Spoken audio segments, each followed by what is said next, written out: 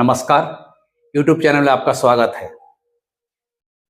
आज हम लोग एक ऐसे मैटर पर डिस्कस करेंगे, एक ऐसे मैटर पर जानकारी प्राप्त करेंगे जो उसका नियम तो बहुत पहले से है, लेकिन हम लोग उसका इम्प्लीमेंट नहीं करते हैं, हम लोग उसका अनुपालन नहीं करते हैं, जिसके कारण कभी कभी हम लोग को परेशानियों का सामना करना पड़ जाता है। जैसा कि आपने थंबनेल पर देखा, वो थंबनेल पर हमने लिखा है कि अब आप अपने पैतृक या पुश्तैनी जमीन को बाहरी लोगों को नहीं बेच सकते हैं।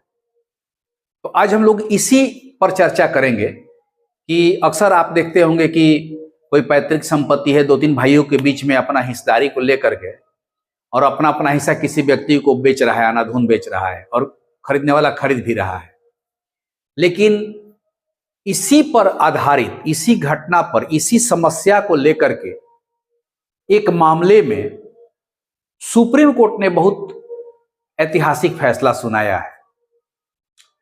उसके बारे में हम लोग डिटेल चर्चा करेंगे और जिस मामले में सुप्रीम कोर्ट का फैसला आया है उसी को एग्जाम्पल पकड़ करके हम लोग इसको समझने का प्रयास करेंगे कि जो गलतियां हम लोग करते आ रहे हैं वो कभी भी हम लोग को भारी पड़ सकती है, क्योंकि जमीन जायदाद का मामला है और बहुत लोग जमीन जायदाद के बारे में या उसके नियम कानून के बारे में जानकारी नहीं रखते हैं।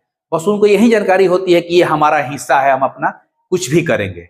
लेकिन नहीं, आज हम लोग इसी पर चर्चा करेंगे कि क्या किसी भी प्रकार के जमीन को हम किसी के हाथ बेच सकते हैं या नहीं बेच सकते हैं, किस प्रकार का जमीन बेच सकते हैं, किस प्रकार का जमीन नहीं बेच सकते हैं, कहां कहां से हमको एनओसी लेना होगा। यह जमीन बेचने वाले, जमीन खरीदने वाले दोनों के लिए इंपॉर्टेंट है। तो आज हम लोग इसी पर चर्चा करेंगे और मुख्य रूप से उदाहरण के रूप में वहीं जो सुप्रीम कोर्ट का एक फैसला आया है उस फैसला को लेकर के ही हम लोग इसमें चर्चा करेंगे। तो चलिए इस वीडियो की शुरुआत करते हैं सुप्रीम कोर्ट के एक फैसले से। हुआ यूं कि एक व्यक्ति है लाजपत राय, लाजपत नाम का एक व्यक्ति है। यह हिमाचल प्रदेश का मामला है, हिमाचल प्रदेश के किसी गांव का मामला है कि लाजपत नाम का एक व्यक्ति था और उस व्यक्ति के दो पुत्र थे। उस व्यक्ति के मात्र दो ही पुत्र थे। एक का नाम था नाथू और दूसरा का नाम था संतोख। यही दो पुत्र थे। तो यह व्यक्ति मृत हो चुका था, यानी कि उसकी मृत्यु हो गई थी। तो जाहिर सी बात है कि जब उस व्यक्ति की मृत्यु हो गई तो नियमानुसार इसका जो भी पैतृक संपत्ति है, जो भी उसका अपना पुश्तैनी संपत्ति है, दो पीढ़ी, तीन पीढ़ी, चार पीढ़ी से चले आ रहा है, तो इसका हिस्सा दोनों में बराबर बराबर बंट जाएगा।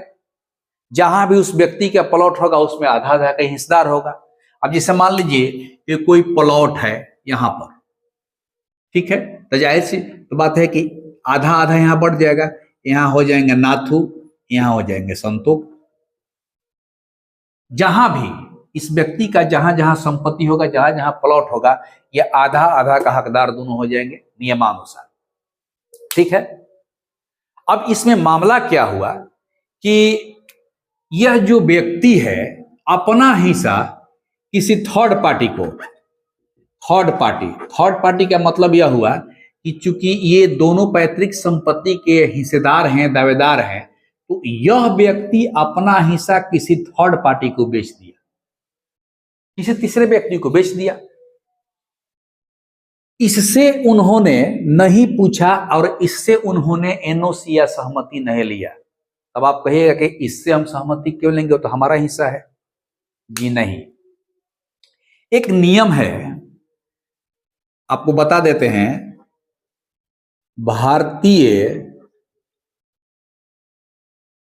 उत्तराधिकार कानून 1956, ठीक है, एक भारतीय उत्तराधिकार कानून 1956 है। इस 56 की धारा 22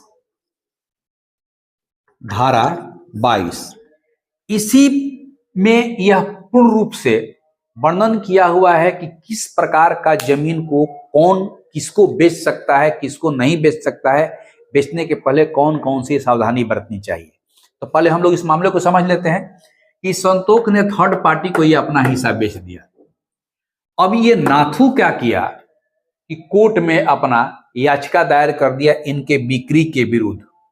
इस नियम के तहत नियम कहता है कि अगर कोई पैतृक संपत्ति है और पैतृक संपत्ति के दो से या तीन चार हिस्सेदार हैं, तो जब कभी भी वह हिस्सेदार अपना जमीन बेचेगा तो सबसे पहले अपने बगल वाले मतलब अपने पैतृक हिस्सेदार दावेदार को यह सूचना देगा कि हमको आवश्यकता है पैसा की, हम अपना जमीन बेचना चाहते हैं, आप लेना चाहते हैं तो जो भी मार्केट वैल्यू हमको मिल रहा है उस पर आप ले लीजिए। लेकिन इसने इससे पूछा नहीं और इन्हें थर्ड पार्टी को जमीन बेच दिया। उस पर इस व्यक्ति ने न्यायालय में याचिका दायर कर दिया इस नियम के आलोक में, और फाइनली यह मामला सुप्रीम कोर्ट तक गया। सुप्रीम कोर्ट तक गया और सुप्रीम कोर्ट के डबल बेंच ने यह फैसला सुनाया इसके पक्ष में, नाथू के पक्ष में, कि इन्होंने जो अपना हिस्सा थर्ड पार्टी को बेचा है वह इस नियम के धारा का उल्लंघन करता है, क्योंकि यह नियम कहता है कि जो भी पैतृक संपत्ति है, खरीद बिक्री के दौरान ऐसा प्रयास किया जाता है वह पैतृक संपत्ति अपने परिवार के बीच ही बना रहे, उसमें कोई थर्ड व्यक्ति न घुसे। ये बना हुआ है भारतीय उत्तराधिकार कानून 1956 की धारा 22। अब इसमें किस प्रकार का जमीन होगा, तो यह जो नियम बना है कृषि योग्य भूमि, ये जो धारा 22 है इसका, यह कृषि योग्य भूमि के लिए बनाया गया था, क्योंकि उस समय में जो मैक्सिमम भूमि था उसका प्रयोग कृषि कार्य के लिए ही किया जाता था। आज के डेट में अलग है कि घर बनाने के लिए 2 कट्ठा 4 कट्ठा लोग खरीद बिक्री कर रहे हैं। तो इस व्यक्ति के 2 पुत्र में जब ये विवाद खड़ा हुआ तो यह संतोष के खिलाफ नाथू ने अपना याचिका दायर किया कि इन्होंने बिना हमसे पूछे, बिना हमसे सहमति लिए, बिना हमसे एनओसी लिए इन्होंने किसी थर्ड पार्टी को जमीन बेच दिया, जबकि जमीन पहले हम दावेदार बनते हैं खरीदने के। तो उस मामले में सुप्रीम कोर्ट का यह एक अहम फैसला आया कि नहीं, आप जमीन अगर बिक्री किए हैं थर्ड पार्टी को बिना इनसे पूछे तो वह अवैध होगा। जब ये लेने से इनकार कर देंगे तब आप किसी थर्ड पार्टी को बेच सकते हैं। तो इसलिए जब कभी भी ये मामला केवल नाथू और संतोष का और लाजपत का नहीं है, ये मामला घर घर का है। गांव देहात में अगर पैतृक संपत्ति है तो जितने भाई बहन है वो अपना अपना हिस्सा जो है बिना किसी से सहमति, बिना अपने रिश्तेदार भाई बहन से सहमति लिया अनाधून किसी थर्ड पार्टी को बेच रहे हैं। अगर वह व्यक्ति आपके परिवार का कोई हिस्सेदार मामला न्यायालय में याचिका दायर नहीं करता है तब तो आपका चल बन जाता है, लेकिन जैसे ही मामला न्यायालय में दायर कर देगा, बिना हमसे एनओसी लिए, बिना हमसे पूछे उन्होंने जमीन का बिक्री किया है, जबकि जमीन वो हम ले सकते हैं, तो उस स्थिति में आपका क्रय विक्रय का मामला जो फंस सकता है। अगर आप विक्रेता हैं, आप पैतृक संपत्ति बेचना चाहते हैं, तो आपके लिए यह नियम जानकारी होनी चाहिए। अगर आप क्रेता हैं और कोई पैतृक संपत्ति क्रय कर रहे हैं तो आपको सावधान रहना चाहिए कि उस व्यक्ति से, अपने भाई के, अपने परिवार से उन्होंने एनओसी लिया है कि नहीं लिया है। अगर इस तरह का मामला अगर आपके आसपास अड़ोस पड़ोस या आपके स्वयं में है तो जमीन खरीदते समय या जमीन बिक्री करते समय आप इस नियम का हमेशा ख्याल रखिए कि जो भी कृषि योग्य भूमि है पहले हम अपने हिस्सेदार से पूछेंगे, हिस्सेदार अगर नहीं लेने को तैयार होगा तब किसी थर्ड पार्टी को बेचेंगे। या अगर आप जमीन खरीदने जा रहे हैं किसी व्यक्ति का, किसी पैतृक व्यक्ति का, किसी पैतृक जमीन का व्यक्ति से, तो उस कंडीशन में आप स्वयं पता कर लीजिए कि वह कितने हिस्सेदार है और उसके बगल में जो हिस्सेदार है वह उसको जमीन लेने के लिए या उसको एनओसी देने के लिए तैयार है कि नहीं तो कभी भी ये मामला फंस सकता है। अब चूंकि इस नाथू को इस नियम के बारे में जानकारी थी या इसको किसी ने कानूनी सलाह दिया होगा तो इन्होंने जाकर के याचिका दायर कर दिया। ये नियम तो सबको मालूम रहता नहीं है, तो इसलिए इस वीडियो के माध्यम से चूंकि सुप्रीम कोर्ट का एक फैसला था उसको हमने पढ़ा आर्टिकल को और देखा, तो सोचा कि अगर इस प्रकार का नॉलेज वीडियो के सोशल मीडिया के माध्यम से आपको दे दिया जाए तो आपको बहुत अधिक फायदा होगा। तो आप जान लीजिए कि कोई भी, हाँ अगर इसमें अब है कि मान लीजिए कि यह व्यक्ति लाजपत नाम का जो व्यक्ति है मरने से पहले ही ये दोनों को अपना वसीयतनामा लिख दिया होगा।